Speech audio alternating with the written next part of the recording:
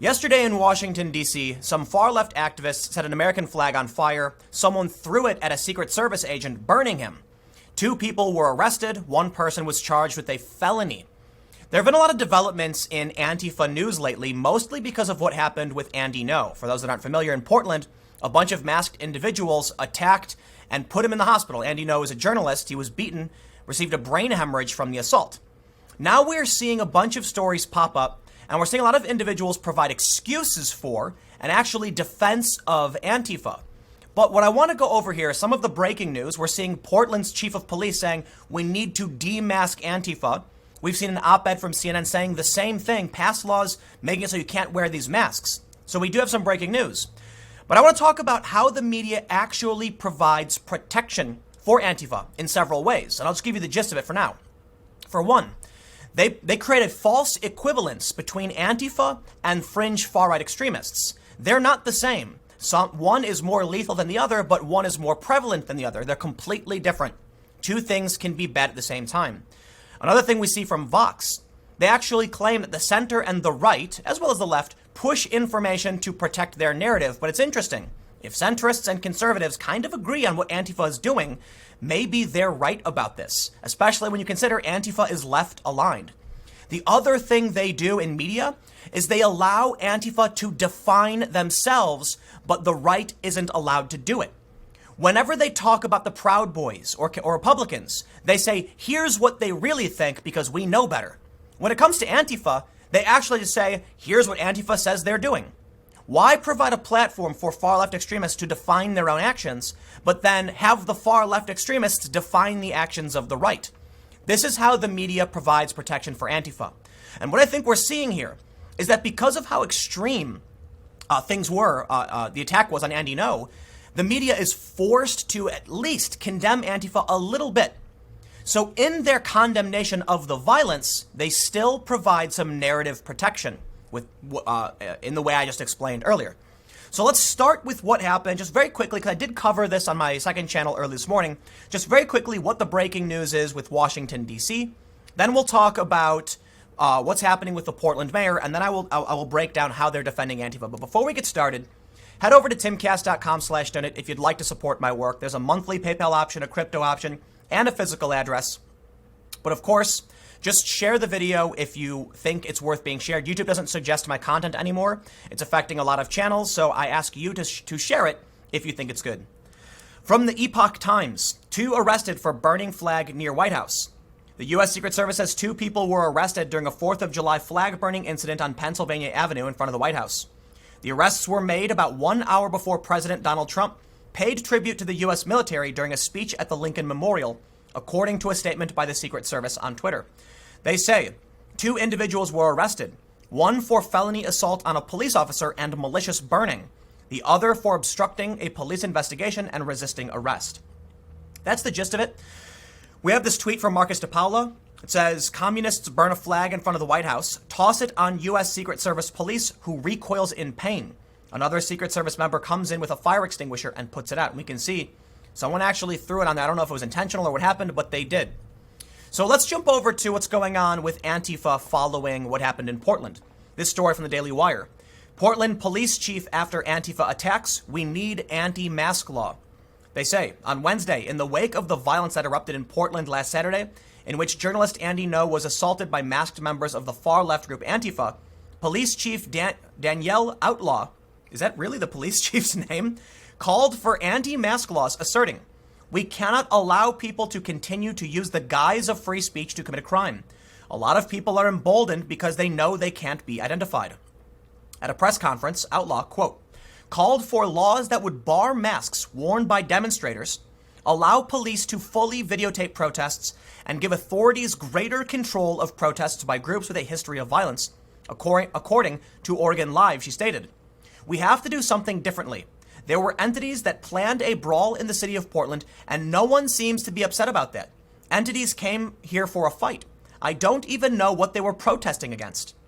Outlaw dismissed accusations from Portland's police union president that Mayor Ted Wheeler, who is also the city's police commissioner, has, quote, handcuffed the police response to demonstrations. They say, as the Daily Wire reported, after the attack on Ngo, his attorney Harmeet Dillon told Fox News on Tuesday, She was going to, quote, sue everybody who the facts and the law support being sued, adding, the situation on the ground in Portland and policing is so bad that the sheriffs of the adjoining counties have refused to send mutual aid to Portland because they don't want their own officers to be attacked. Portland has been consistently understaffed these types of incidents, and there have been many incidents. They knew they were aware that this was going to happen, and they did nothing to prevent it. So it's a little bit of legal language there. The important thing is they knew they were aware. This may sound confusing, but the issue is when it comes to these lawsuits, if they knew something was going to happen and didn't take action, then they're basically legally liable. If something happened and they didn't know was going to happen, then they can say, we didn't know it was going to happen, we did our best. But this rhetoric about demasking Antifa is very similar to something we saw from CNN. This story from just a few days ago, we need to pay attention to the attack on Andy Ngo, in which the writer in the op-ed for CNN says that we need essentially anti-masking laws and goes into great detail about how the laws work, citing an 1845 New York state law that was a response to a dispute between landowners and tenant farmers who worked their land, saying, essentially advocating for anti-masking laws. But what I want to do here is I do have some more information we'll go over later on. I want to show you exactly how the media provides cloaked defense for Antifa. For the longest time, Antifa has romped about oppressing and suppressing speech. Many journalists won't actually go out on the ground because they know they'll be attacked by Antifa. So what the media does is they create a false equivalence between Antifa and fringe far-right groups. When I bring up Antifa violence, I always invariably get tweets from someone saying, how many people have the far right killed? How many people have Antifa killed? And I say, that's two different issues. People on the right and the center have no problem calling out any and all violence. So what happens is Antifa use gradual, it's a slow boil with Antifa. The attack on Andy Ngo was a bit too extreme, which resulted in a small shock to the system, which forced many journalists to actually denounce this. However, many high-profile personalities defended this, notably Charlotte Clymer of the Human Rights Campaign, saying it was the greatest thing that could have happened to his career, getting a brain hemorrhage. If this happened years ago, I doubt you'd see the support, but because Antifa isn't single, lone actors who commit extreme acts, it's a slow boil, people are essentially desensitized to the violence. Over time, there is a slow defense. What happened to Andy Ngo was a bit too much for the system, so there was pressure on many organizations to denounce the violence. Take a look at this story from Vox. The assault on conservative journalist Andy Ngo explained, an unjustifiable attack and a subsequent controversy spotlighting the militant left-wing group Antifa. We are now seeing many people in the mainstream trying to distance themselves from Antifa, but not enough. A New York Times writer said, well, we should have known better. HRC's communications director, I believe, it's HRC Comms, whatever that means, saying it was the greatest thing that happened to his career, but still saying, well, it was kind of bad, but, it helped Andy Ngo. In this story, there are a lot of framing devices that are really interesting. Essentially, you have centrists and conservatives who will say, here's what happened. Look at DC. Some guys lit a flag and threw it at a Secret Service agent. That's what we know to be true.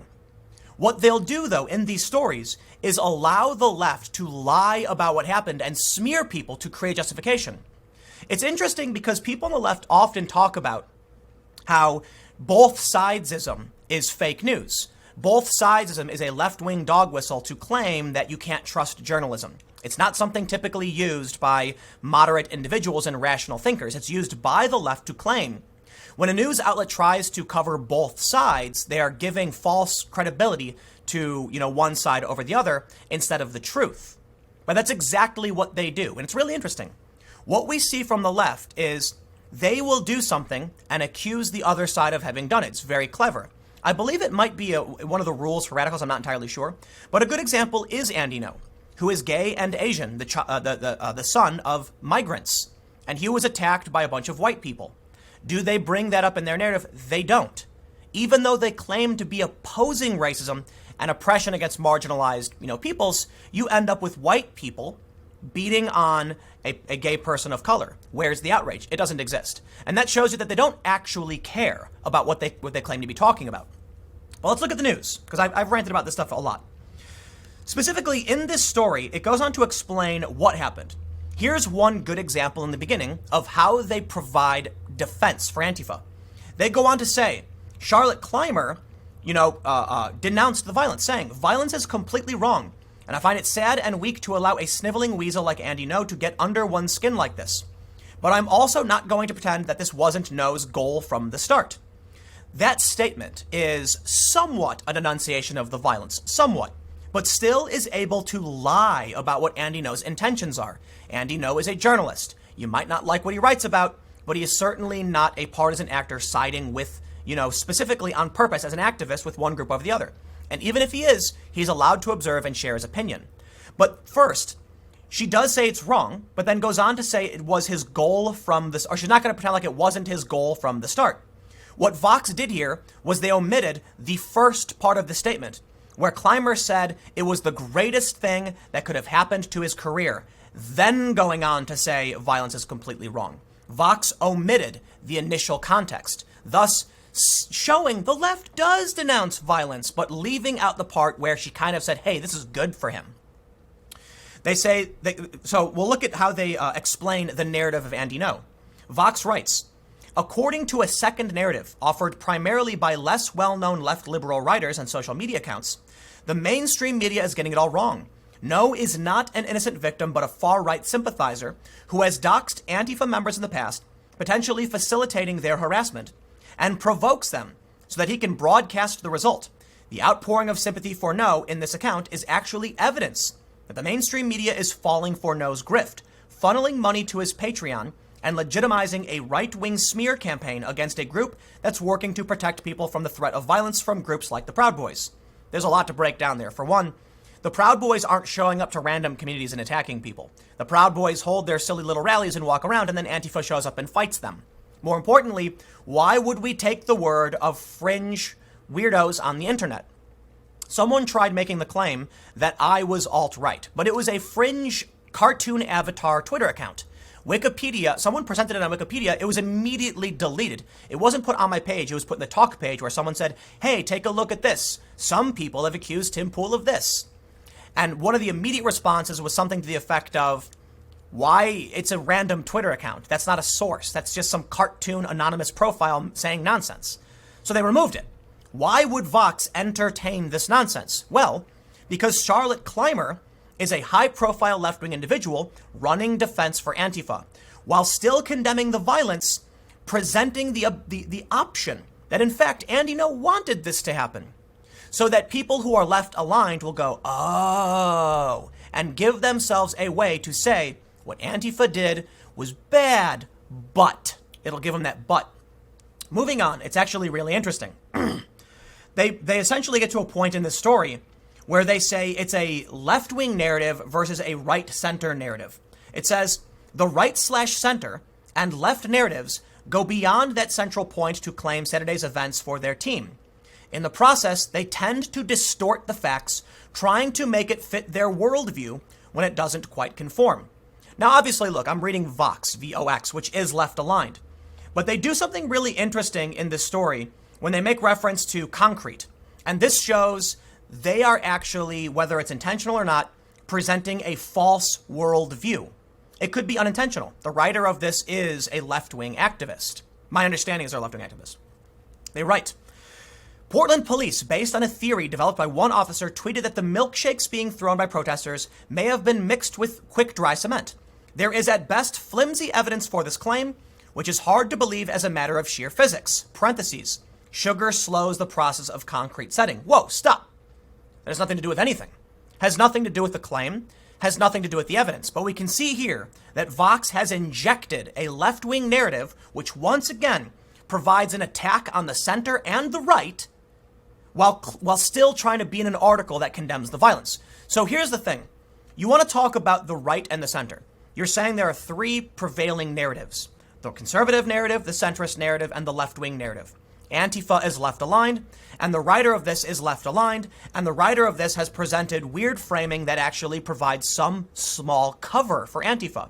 Specifically, it doesn't matter if sugar slows the process of setting, because wet concrete has a high pH. It's alkaline and causes chemical burns. No one was presenting nobody who was complaining about concrete said anything about exothermic reactions. When concrete sets, it releases heat. It releases heat. That's an exothermic reaction. However, quick dry concrete also has a high pH, which is alkaline and can cause chemical burns. More importantly, even if that wasn't true, putting an additive into a milkshake like concrete could just make it heavier. In fact, most people, when they heard concrete was being added, thought the goal was to just increase the density to make it heavier when it hit people, when in fact, it's potentially to cause a chemical burn. They say there's flimsy evidence for this claim. That's an opinion. We can say that the police said they received information. A police officer said they witnessed someone pouring something into a drink, which may have been quick dry cement, and saw what appeared to be the remnants of quick dry cement. So sure, call it flimsy evidence. It's your opinion. Once again, this is an article by Vox that defends Antifa. While obviously they go on to say that, it's all wrong and everything, we can see how there are many far-left individuals who actively try to delegitimize journalism because they don't like what people write. In this instance, one person says, Andy Ngo is a far-right activist who writes bogus, yada, yada, yada. Why would Vox even present the far-left narrative on this issue when the far-left are the perpetrators? That would seem to be a conflict of interest. Now, I can talk about this, for a while, but I'll move on from, the Vox article. They essentially try and run the narrative where it ends. They run through the story and get to the narrative where they end by saying that, Andy and the right will essentially use this to justify their claims. There needs to be an Antifa threat, they say. No, there doesn't. And we'd prefer it if there wasn't. But what, so I think I've laid out my point specifically on this. You get what I'm trying to say. But let's do this. In this story from the New York Times, this is from July 2nd. They say, what is Antifa? Explaining the movement to confront the far right. The assault on a conservative journalist in Portland, Oregon over the weekend has brought renewed attention to anti-fascist protesters whom he blamed for the attack. This article might be the best example of how the media provides defense for Antifa even when they're forced to condemn the more extreme actions. I believe that over time, as Antifa just engages in lower level assaults and violence, they're ignored by the media, and it's frogs in a pot, right? So the saying that the boil slowly happens, the frogs don't realize it's happening around them. The attack on Andy Ngo forced the media to cover this. In this story from the New York Times by Nicholas Bogle Burroughs, he actually cites a far-left extremist who wrote the Antifa handbook to define what Antifa is. Certainly that makes no sense. A journalist should investigate a group and figure out what their intentions actually are. Why would the New York Times take a far-left extremist and say, tell us what your goal is? You'll only then get propaganda. They go on to claim their intention. It actually says, look, supporters generally seek to stop what they see as fascist, racist, and far-right groups from having a platform to promote their views, arguing that public demonstrations of those ideas lead to the targeting of marginalized groups, including racial minorities, women, and members of the LGBT community. But the story doesn't point out, even though they do make mention of Andy Ngo, that actually they may actually point this out, but it's interesting that they don't actually challenge the notion. If Antifa claims that's what they're doing, why did they beat up a gay Asian journalist, son of migrants? It doesn't seem to fit with the stated MO of Antifa. So why would the New York Times think it is appropriate to have the conflict of interest in writing and explain about Antifa and to use an Antifa source to explain what they're doing? Of course, they're going to tell you nothing but Skittles and rainbows. Everything's great, and we're fighting the right. That's our goals. In reality, if I was going to define Antifa, I would say it's a decentralized, far-left extremist organization comprised primarily of neo-communists. Although there are many people in Antifa who would align as socialist, democratic socialist, and anarchist, many of the more militant actions we see are carried out by overt communists. In the first story, the people who started the fire were part of, I believe, the Revolutionary Communist Party, Revcom. Now let's take a look at how the New York Times covers the Proud Boys. Far-right Proud Boys reeling after arrests and scrutiny. There are certainly many different New York Times stories about the Proud Boys. This was just one of the first ones I put up. But we can see that this story, let's read a little bit. They say, after his appearance in Manhattan led to a brawl, the founder of a far-right group, the Proud Boys, said it was little more than a fun, silly men's club that had defended itself against an attack by leftist protesters. But 2 months later, as prosecutors move out with charges, the all-male Proud Boys group is in disarray. 10 members have been arrested in connection with the violence, charged with riot and attempted assault as part of an investigation into their activities. The Proud Boys have been widely condemned as a hate group. Facebook and Instagram have banned the group. The Southern Poverty Law Center has labeled it a hate group. An organization called New York City Antifa, whose members describe themselves as anti-fascists, has named the Proud Boys who were involved in the violence and posted details about their lives on Twitter. So here's what's interesting. Why would the New York Times cite Antifa actions against the Proud Boys? They're clearly two, conflicted they're parties that are involved. They immediately cite all of this negative news about the Proud Boys. In the New York Times story about Antifa, they don't mention that PayPal has banned numerous Antifa accounts. Twitter has banned numerous Antifa accounts. Patreon has banned Antifa accounts. And they also don't mention, as far as I can tell, that the Department of Homeland Security and the FBI have labeled Antifa actions as domestic terrorist violence. The New York Times here apparently seems to be allowing them to define themselves, and at least in this story, the New York Times is allowing the left to define the right. So to break it down, what we typically see in media, the media will say, here's an expert on the right, and that's what the right is, not giving the right a chance to actually explain what they think. Then when it comes to Antifa, they'll say, here's a guy who is an active anti-fascist, and here's what he has to say. Now, I will add, it's entirely possible the New York Times has other stories on the Proud Boys that aren't as negative and other stories on Antifa that maybe are negative. This is just a story that is recent in the past couple days, and it's how they're defining Antifa in the wake of this violence. And then we can see the stories from a few months ago. There are many stories about the Proud Boys, but typically the New York Times takes a negative view of the Proud Boys. I think it's fair to point out much of the media is left aligned. And it's also fair to point out a critique of the right. The right doesn't tend to do journalism. They do commentary. And when they actually do journalism, it's usually reappropriating journalism done by the major organizations which lean left. There are some organizations that are rational, moderate, Wall Street Journal, whose opinions lean right. They're not the only ones. But typically we see a lot of media on the left getting the most views. It's probably one of the reasons why we see on YouTube there are many, many more centrist and right-wing aligned channels, although the left is pretty much the biggest. Media leans left. The reason I think this is, I've gone over this in the past, it's because brand marketing views the left as safe. And I think this goes into a statement made by Andy Ngo, which I believe was a repeat of what Jordan Peterson said. Something to the effect of, society knows when the right goes too far. It doesn't know when the left goes too far.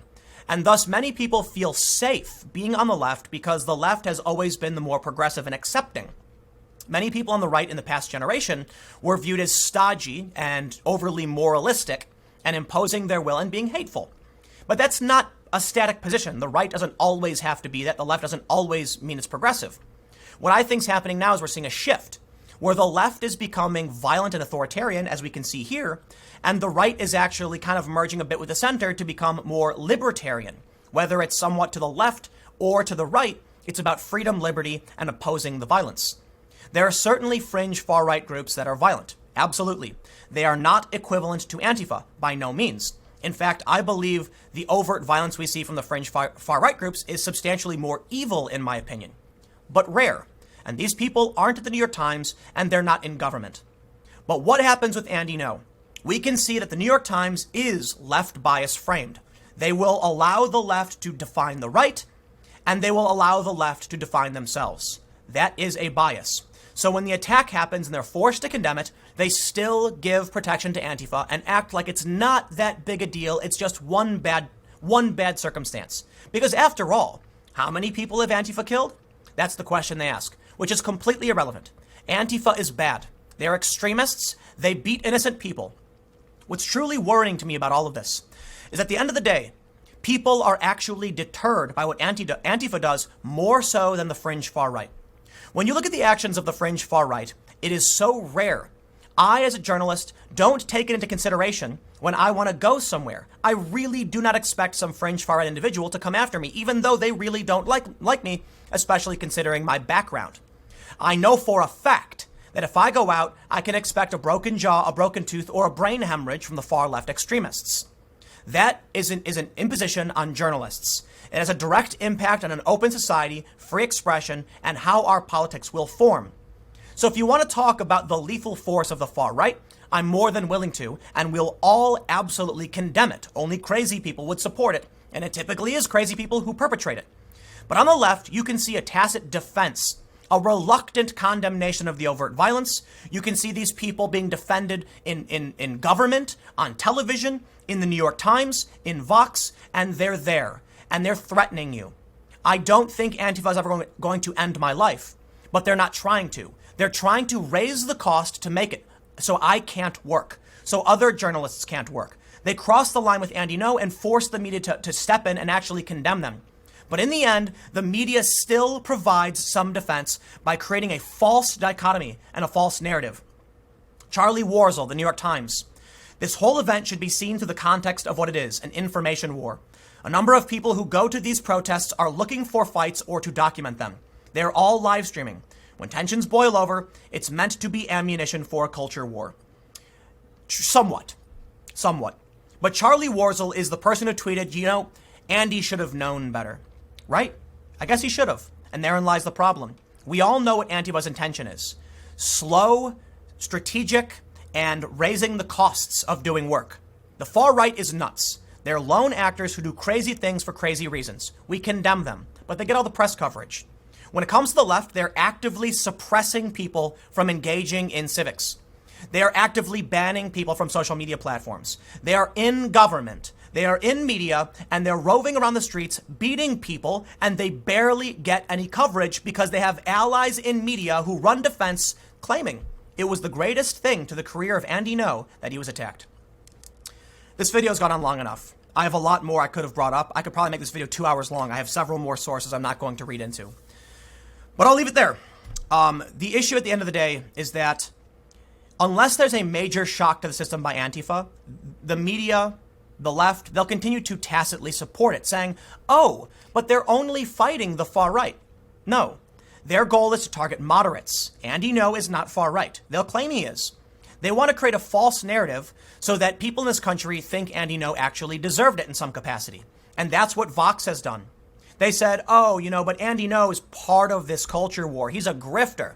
That narrative doesn't need to exist. Andy No has written for the Wall Street Journal. He writes for Quillette. He's written for the New York Post. He is not an extremist by any stretch of the imagination, and I don't even know if it's fair to call him a conservative. This is the game. It is an information war.